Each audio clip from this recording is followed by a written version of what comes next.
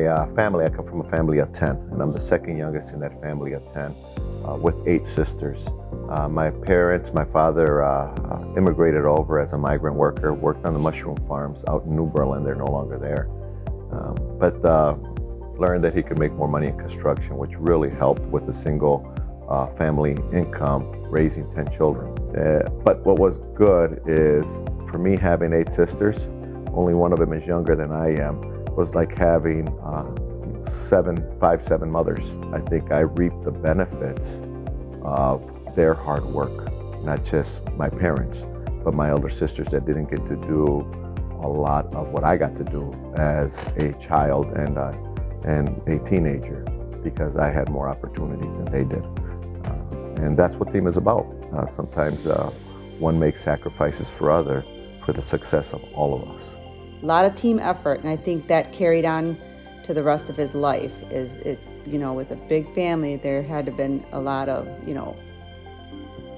team effort. I started playing basketball in the 5th grade. I became involved in sports because that was something that the school not required, but encouraged. I think just about everybody in a classroom was involved in something, whether it was cheerleading, whether it's basketball, whether it's baseball, whether it's some type of club. That was extremely important in the success of many. I know my brother has had great athleticism because he worked hard for it. All his hard work and all his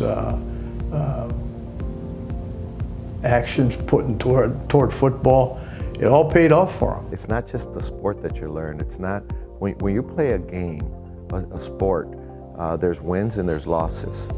There's the learning behavior of what hard work is going to bring you. These things are instilled on you that are going to help you in life's challenges. I have to work hard if I want to play. We have to work hard as a team if we want to win. Running was his big thing, and figuring out a way to run faster, and that, again, that helped him accomplish his goals in football, because he was quite the fast runner. He had quite a bit of rushing yards, and he was an amazing running back. As a freshman, he came in and he just earned himself into a starting position. I quickly rose up the ranks to be a player on the team, which means I had to pass up the sophomores, the juniors, and the seniors that were ahead of me. They could have been angry about it, but they were very accepting and encouraging. That really showed sacrifices in the team.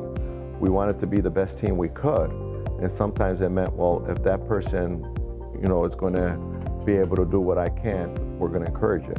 I think he gave a different perspective. He gave energy. He gave a challenge to a backfield that people had been there and they had gone up through the years and were just kind of progressively getting into that position, and they were comfortable. And I think Al came in and gave a challenge and made the running backs better, made the offensive line better, because he depended on them. And he told them that he depended on them to do their block, and he would go and cut off of their block based on what they were supposed to do.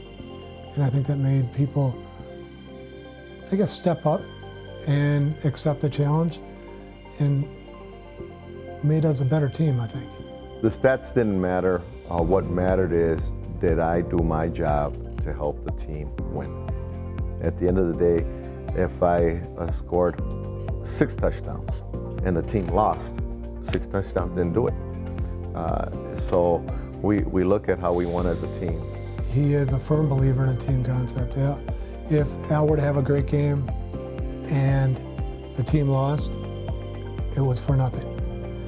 If Al had a poor game but the team won, he took that on himself as lessons that he can learn, but he was still happy. He believes in that team concept moving forward. He trusts in people. He trusts people to do their job. For you to have a winning team, most often it's going to be from the input of many versus the input of one.